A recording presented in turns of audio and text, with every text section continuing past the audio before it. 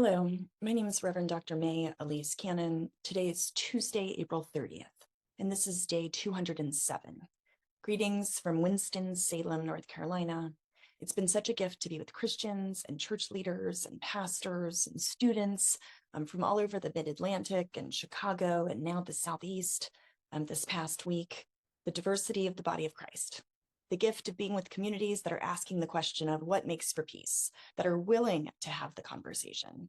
And it's been interesting, I've been very encouraged that sometimes as we're talking about what's happening in Gaza, and as we're talking about what makes for peace, people have been so urgently, sometimes almost even interrupting. The very first question often is, what can we do? But what can we do? And might we continue to be motivated to keep asking that question, to not give up hope, to lean into our relationships with our neighbors, whoever they may be, to diligently pursue solutions, practical solutions, moral solutions, persistent solutions towards peace. In terms of an update on student protests, dozens of protesters actually breached the administration, the administrative building at Columbia University early this morning, Tuesday, barricading entrances and flying a Palestinian flag out of a window on the Ivy League campus in Manhattan. Why this matters. The occupation is a dramatic, the occupation of this campus building is a dramatic escalation of what's been described as chaos on the campus or chaos on campuses that's sweeping the nation. The number of arrests in these pro-Palestinian protests is now approaching 1,000, according to the Associated Press. Columbia has been driving the news. It's the epicenter of the movement. Students did use furniture to barricade themselves into a hall that's called Hamilton Hall. This was actually the same hall that was occupied in 1968 during the civil rights protests and the anti-Vietnam War protests. The student radio station there broadcast a play-by-play of the takeover. Protesters locked down the building in less than 5 minutes after they entered it, according to a local Columbia newspaper, which detailed how the demonstrators carried out the takeover just after midnight. College administrators, desperate to end tent encampments yesterday, began to suspend and discipline students as the police cracked down. At other campuses, Cal Poly Humboldt, north of San Francisco, among ancient coastal redwoods, student protesters have barricaded themselves for a week inside of a building that includes the president's office. They're tagging walls. They're renaming it Intifada Hall, according to the New York Times. Columbia announced it had begun to suspend students who remained in tent encampments past 2 p.m., which was their deadline. And a Columbia protester told reporters, "We will not be moved unless it is by force."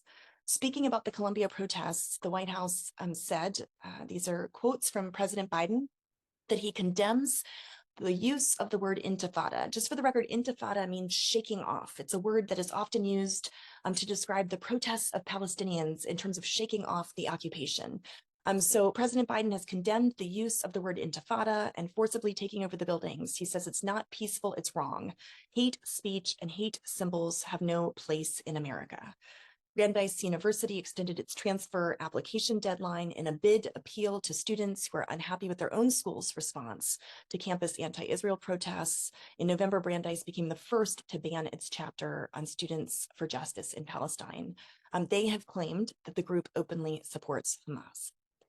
In other issues, there has been congressional opposition. So Capitol Hill has opposed the International Criminal Court in terms of their proposed arrest warrants of Israeli senior officials. So the ICC is being warned by members of Congress of both parties that arrest warrants for senior Israeli officials will be met with U.S. retaliation. This is related to legislation that's already in the works. This is according to Axios. Why it matters, Israeli Prime Minister Netanyahu has gone so far as to urge President Biden to intervene to prevent these warrants. The ICC has been investigating allegations of war crimes against both the Israeli military and Palestinian militia groups, going back all the way to the 2014 Gaza war. And the White House declined to comment about this, but Biden has said that ICC has no jurisdiction in this situation and that they do not support the investigation. House Speaker Mike Johnson issued a statement on Monday, yesterday, calling the reported warrants disgraceful and lawless. Johnson said, if unchallenged by the Biden administration, the ICC could create and assume unprecedented power to issue arrest warrants against American political leaders, American diplomats, and American military personnel. Johnson called for the Biden administration to immediately and unequivocally demand that the ICC stand down and to use every available tool to prevent such an abomination. The speaker joined several Republican lawmakers who have harshly criticized the ICC in recent days.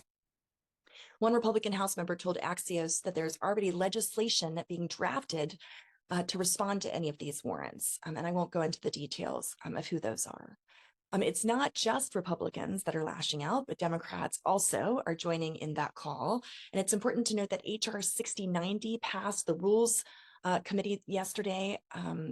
And some have been saying we need to speak to this as it abridges free speech. According to Laura Friedman, she says that resolution is a violation of free speech.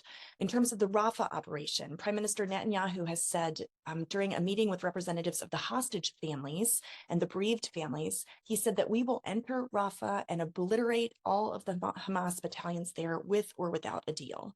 U.S. Defense Secretary Austin said that his chief concern over Rafah was not the lack of an Israeli plan to protect civilians, but the lack of execution of that plan.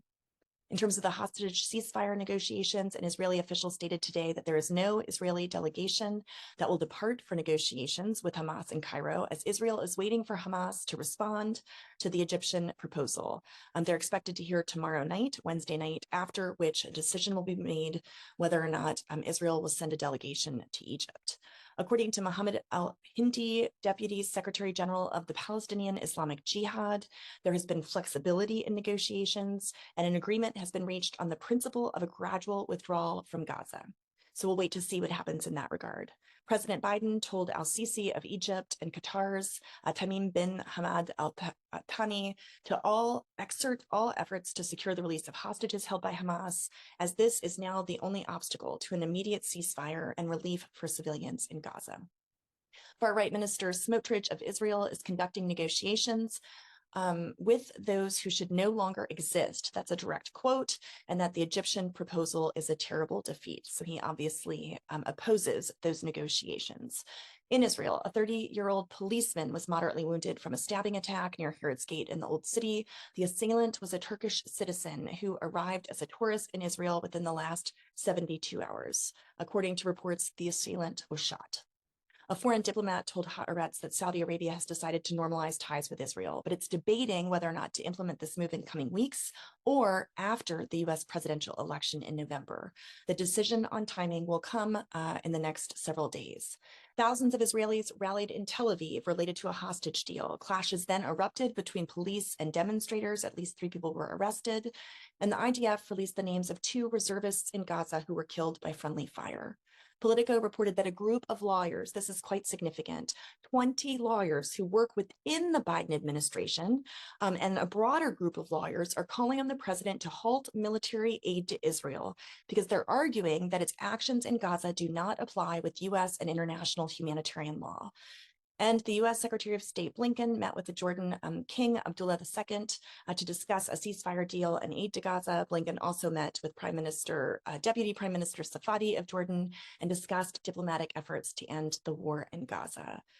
After finding, this is also significant, listen to this, after finding 5 IDF units guilty of, quote, gross violation of human rights, end quote, the U.S. State Department decided that it will not block aid to Israel because 4 of these units have effectively remediated these violations, with a decision on the 5th pending following the submission of new information by Israel. So in other words, they have violated human rights, so they should not be receiving military aid, but the U.S. has said that they've remedied those violations. Isn't that nice? Speaking on news that the International Criminal Court might issue arrest warrants, we've already talked about that. The White House said we don't support it. Donald Trump slammed Netanyahu about the 7th of October, saying thousands and thousands of people knew about it, but Israel didn't. And I think he's being blamed for that very strongly. Israel has said that it has destroyed tunnels in Gaza, one belonging to Hamas, one belonging to Islamic Jihad. And according to the health ministry in Gaza, the death toll is 34,535 Palestinians, 77,704 wounded in Gaza. In West Bank, a vehicle of the German ambassador to the Palestinian Authority was hit by stones that were thrown by Palestinians during his visit to the University of Birzeit, which is near Ramallah. The ambassador was participating in the EU heads of missions from Jerusalem and Ramallah, and a visit to the Museum of Palestine in Birzeit.